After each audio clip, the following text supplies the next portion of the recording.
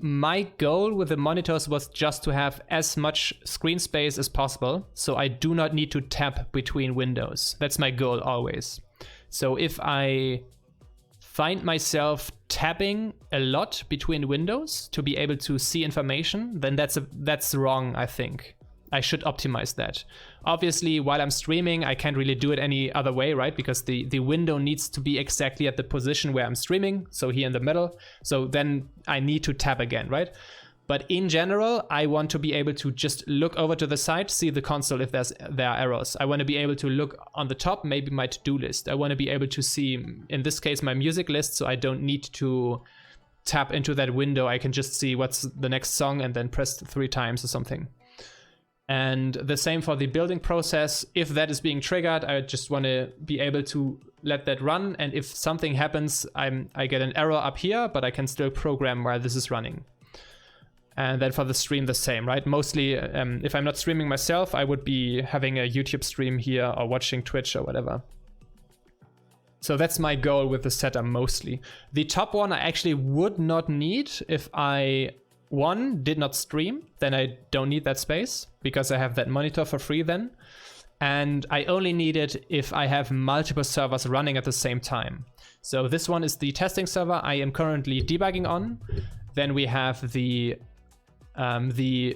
proxy server, that is this console, and then we have the lobby server that would be this one. So in the case that this project starts and we actually are getting a lot of users on the system, I want to have these consoles open so that I can instantly see if there's an error popping up for somebody, and I can interact instantly on that error. So I don't have to talk to a player that had an error 10 minutes earlier, and I need to ask him, what did you do 10 minutes before, right?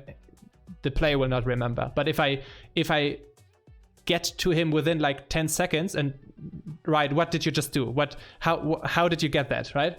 Then he most likely will be able to tell me, oh, I just clicked here and clicked there and this and then did that and now I have an error. Oh, okay, interesting. Now I know how to fix it. So yeah, it's optimized for that, right? These spaces are pretty much just for the peripheral vision that I see, oh shit, an error.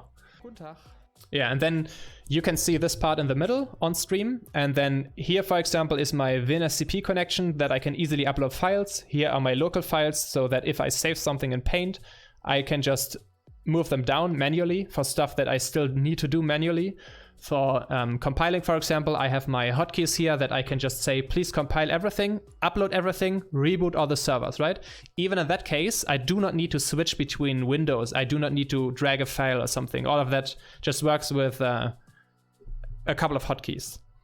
And I can leave all of the other windows as they are. Yeah, so even this part of the monitor and this part of the monitor, I don't use that much. This part is just my sources list, which is quite long, right? Because I have like 6K files or whatever in my project. And it's sometimes useful to understand where I am, and then sometimes useful to move files from one folder to another or something. And then this part I pretty much only use to go between locations, open up a new project, switch into whatever.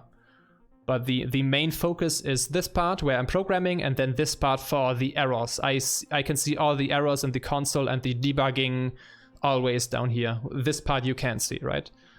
But I thought it's not that important to see the list of errors. Typing is a pain, but I feel like the shortcuts I'm using to switch to a virtual desktop is also too much. One additional question, do you use a standing desk? Yeah, this is a standing desk, but using it would actually be a little bit too much. I own one. That's the extent of that, I think. Unfortunately, yeah. But that has also to do a little bit with streaming, right? If I want to use this desk as a standing desk, then everything here needs to be connected to that standing desk, right? And it is like this right now. So if I just wiggle a little bit here, you can see that this monitor here is starting to wiggle, right? So it's a little bit flimsy all, but in theory I can just go up like this. Maybe I'm just getting smaller, who knows? Guten Tag. Ich mag dein Setup. Nice.